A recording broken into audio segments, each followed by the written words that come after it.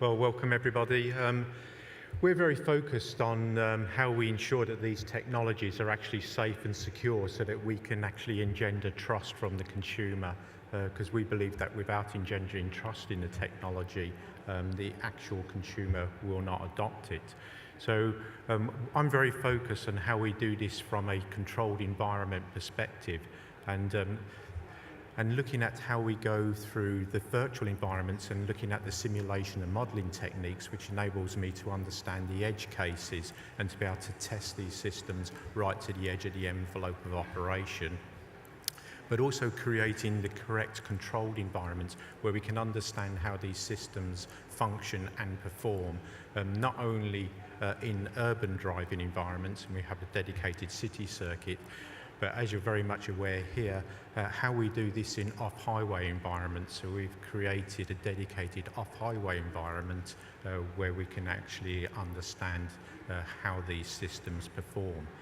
But specifically as part of the Meridian activity, we're creating a brand new facility as well, which is known as Ticket, and that's to understand how we can understand the performance of these systems at the limits of their controllability. We're also working very closely with Paul Jennings, and I won't go too deep into this because Paul will give a much more detailed description, but working with our combined authority in the West Midlands to understand how we can go from our controlled environments and then go to trials and demonstrations out in the public environment. So specifically, what are we creating in partnership with Meridian? It's a large facility which is flexible in nature, and by flexible we can actually use portable infrastructure and create specific road layouts to meet a particular test scenario.